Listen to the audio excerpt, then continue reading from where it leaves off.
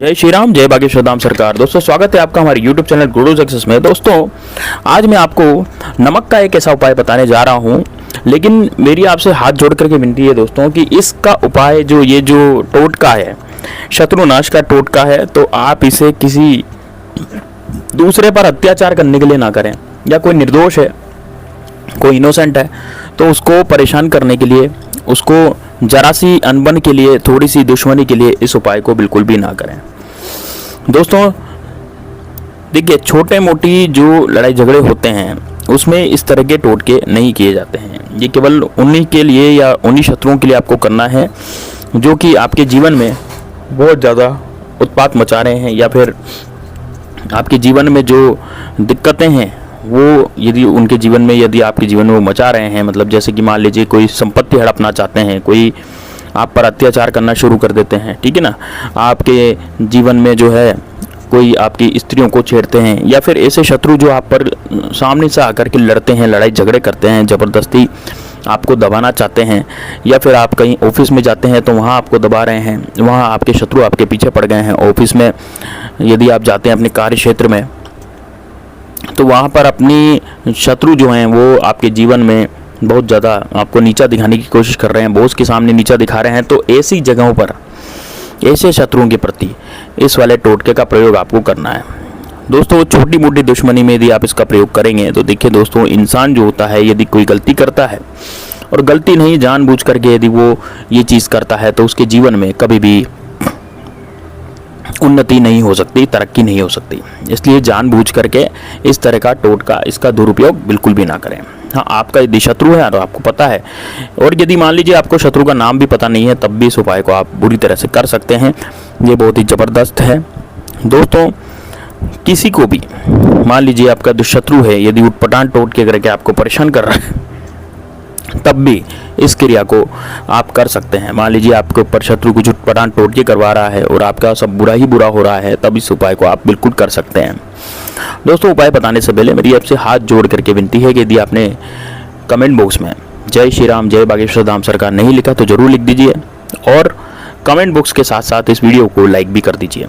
Like करने से दोस्तों आपके जीवन में बागेश्वर धाम सरकार बालाजी की कृपा होगी, और पूरी की पूरी कृपा आप पर बालाजी की रहेगी, सारी मनोकामना आपकी पूरी हो जाएगी। अब दोस्तों, अब ये जो उपाय है वो मैं आपको बताने जा रहा हूँ, ध्यान से सुनिएगा उसको। दोस्तों जो शत्रु है, मान लीजिए आपका जो शत्रु है आपको बहुत हानि पहुँचा रहा है, और पड़ोसी ही ज़्यादातर शत्रु निकलते हैं। हमने भी देखा है, हमारे पास भी कॉल्स आते हैं तो ज़्यादातर शत्रु जो है वो पड़ोसी निकलता है।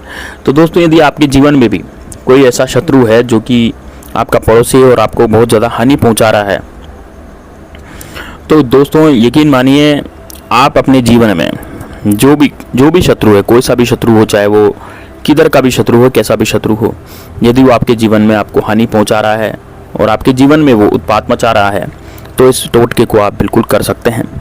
अब ये टोटका कब करना है दोस्तों, आप इसको टोटके को कभी भी कर सकते हैं। इसका कोई दिन, कोई तारीख इसकी फिक्स नहीं है। कभी भी, जब भी आपको ज़रूरत पड़ जाए, जब भी आपको लगे कि आपका शत्रु आपको परेशान करने पे तुला है, आपके साथ सब कुछ बुरा हो रहा है, आप कहीं भी कोई काम करने जाते हैं तो वो आपका पूरा नहीं होता, आप कहीं भी, जैसे आपके पास पैसा आ रहा है लेकिन वो रुक नहीं रहा क्योंकि बीमारी में पैसा खर्च हो जाता है, या फिर पैसा ही नहीं आ रहा, पहले तो खूब आता था लेकिन अब नहीं आ रहा, या फिर आपके कोई बीमारी लग गई है, कुछ भी हो सकता है दोस्तों। क्योंकि दुश्मन जो है, आप यूँ सोच रहे हैं ना कि दुश्मन आपके ऊपर कुछ छोटा मोटा करवाएगा, तो छोटा मोटा नहीं, वो आपकी जान तक ले सकता है, इतना भयंकर वो आपके ऊपर करवा देता है। तो दोस्तों अब आपको करना क्या है, सबसे पहले इस उपाय को करने से पहले आपको अपनी कुल देवी को प्रणाम करना है, कुल देवी का नाम लेना है। यदि आपको कुल देवी की एक माला आप फेरें, है ना, यदि कुल देवी की माला आप फेरेंगे तो ये उपाय ज़रूर काम करेगा। कुल देवी का आशीर्वाद लेना इसमें बहुत ज़रूरी है। तो कुल देवी की माला ज़रूर आप फेरें। यदि आपको कुल देवी का नाम नहीं पता तो आपको ओम नमो कुल देव्याम नमः यह मंत्र पढ़ना है। ओम नमो कुल देव्याम नमः, ये आपको मंत्र पढ़ना है, ठीक है। दूसरा आपको यह है कि आपको अपने गुरुजी की आशीर्वाद लेनी है, गुरुजी का नाम लेना है। गुरुजी का नाम हमेशा मन में लिया जाता है दोस्तों, गुरुजी का नाम कभी भी किसी को बताया नहीं जाता। तो आप केवल मन में अपना गुरुजी का नाम लें, और यदि आपको गुरु जी का नाम पता नहीं है तो फिर आप एक मंत्र बोलते हुए ओम श्री गुरुवे नमः एक माला आप इसकी भी जाप कर सकते हैं। उसके बाद आप क्या करेंगे, इस उपाय को करने से पहले आप जिसको भी इष्ट देव मानते हैं, जो भी भगवान है, कोई से भी भगवान है, उनको आप यदि इष्ट देव मानते हैं, जैसे मान लीजिए आप विष्णु भगवान को इष्ट देव मानते हैं या फिर शिव भगवान को इष्ट देव मानते हैं, माता जी को इष्ट देव मानते हैं, कोई भी हो सकता है, बालाजी को आप इष्ट देव मानते हैं, हनुमान जी को, तो कोई भी इष्ट देव, उनकी कृपा प्राप्त करने के लिए आपको उनका नाम लेना है। और उनका नाम लेने से पहले आपको उनका मतलब सबसे पहले गुरु का नाम लें, उसके बाद आपको कुल देवी का नाम लेना है, उसके बाद आपको अपने इष्ट देव का नाम लेना है। और इष्ट देव का नाम लेने के बाद आपको क्या करना है, आपको अब ये उपाय शुरू करना है अपने पूजा स्थल पर, पूजा घर में।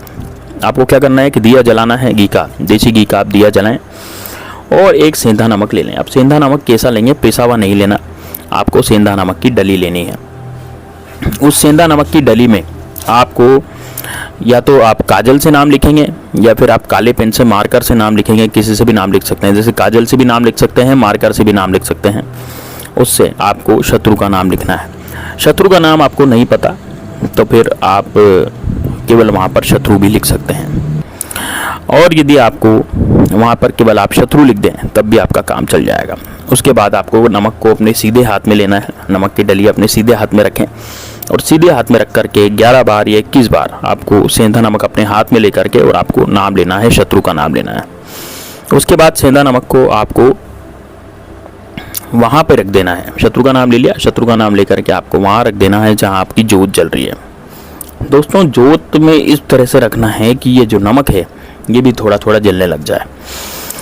अब जैसे जैसे आपका नमक जलेगा, जिस तरह से वो जो आपने सेंधा नमक रखा है जोत के अंदर, तो वो जैसे जैसे वो जलेगा वैसे वैसे आपकी जो सारी परेशानियां हैं, आपके जो शत्रु है वो भी पूरी तरह से परेशान होने लग जाएगा। मतलब कि शत्रु भी धीरे धीरे, उसकी सारी शक्ति जो है वो भी धीरे धीरे खत्म होने लग जाएगी। अब आप देखिए कि यदि मान लीजिए शत्रु पूरी तरह से परेशान होने लग जाए, आपकी जोत जो कंप्लीट है, ये जो जोत जल रही है वो कंप्लीट हो जाने पर, वो पूरी हो जाने पर शत्रु पूरी तरीके से परेशान होने लग जाएगा। अब इसको आप जैसे जैसे रिपीट करेंगे वैसे वैसे शत्रु की शक्ति खत्म होने लग जाएगी। इसका दोस्तों इसको केवल आप सुबह करें, सुबह नहा धो करके फ्रेश होकर के बिल्कुल अच्छे स्वच्छ कपड़े पहन करके आप इस उपाय को करें। सबसे पहले आपको गुरु का नाम लेना है, फिर आपको अपने कुल देवी का नाम लेना है, फिर आपको अपने इष्ट देव का नाम लेना है और उसके बाद इस क्रिया को आपको करना है। तो जैसे जैसे आप इस उपाय को रिपीट करेंगे वैसे वैसे शत्रु की शक्ति जो है आपकी खत्म होने लग जाएगी। तो कोई भी इस क्रिया को तब करें जब आपके पास कोई बचाव का रास्ता नहीं हो। आप ये सोचें कि जब आप शत्रु आपको बहुत तकलीफ दे रहा है, आपकी तकलीफ बढ़ती जा रही है और आप परेशान होते जा रहे हैं, तब इस उपाय को आप कर सकते हैं। दोस्तों इस उपाय को करने से आपके जो शत्रु हैं, आपका कोई भी शत्रु हो, उसकी सारी शक्ति खत्म हो जाएगी। वो हो सकता है कि वो आपके पास आके गिड़गिड़ाए, रोए और आपसे दया की भीख भी मांग सकता है। इतना पावरफुल ये उपाय है।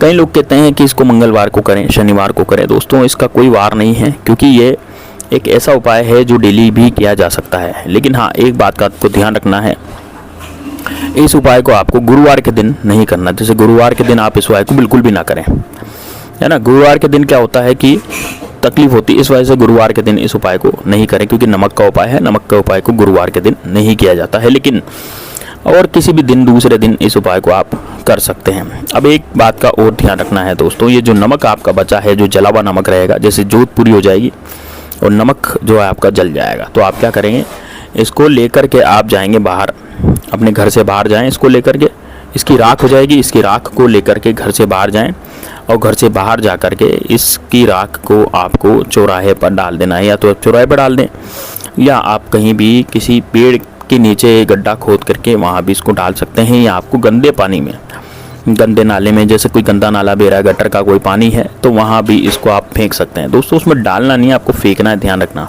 फेंकने और डालने में बहुत फ़र्क होता है। तो आपको गुस्से से एक इस नमक को उठा करके तेज़ी से फेंक देना है और सीधे आपको घर पे चले आना है। इधर उधर पीछे मुड़ के नहीं देखना, ना किसी से बात करनी है। कोई यदि बात करने की कोशिश करे तो उसका जवाब भी आपको नहीं देना है। बस सीधे आपको घर आ जाना है। घर आकर के आपको हाथ मुँह धो लेने हैं वापस और अपने कार्य में लग जाना है। दोस्तों इस तरह का जो ये उपाय है बहुत ही ज़बरदस्त उपाय है, और इस उपाय को यदि आप कर लेते हैं तो आपके जीवन में हमेशा खुशहाली ही छाएगी। और जो आपका दुश्मन है यदि आपको कुछ करवा भी रहा होगा तो वो भी कुत्ते की मौत मर सकता है। तो दोस्तों ये बहुत ही खतरनाक उपाय है, इसको जरूर कीजिएगा। कमेंट बॉक्स में जय श्री राम, जय बागेश्वर धाम सरकार जरूर लिखिए, और टेलीग्राम चैनल जरूर ज्वाइन कीजिए दोस्तों।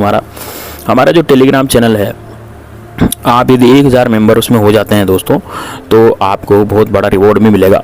उसमें बहुत सारी चीज़ें, ऐसी जानकारियाँ आपको फ्री में प्राप्त होगी, ऐसा टोट के आपको फ्री में प्राप्त होंगे जो आपने कभी देखे नहीं होंगे। तो मिलते हैं नेक्स्ट वीडियो में, तब तक के लिए जय श्री राम, जय बागेश्वर धाम सरकार, हर हर महादेव।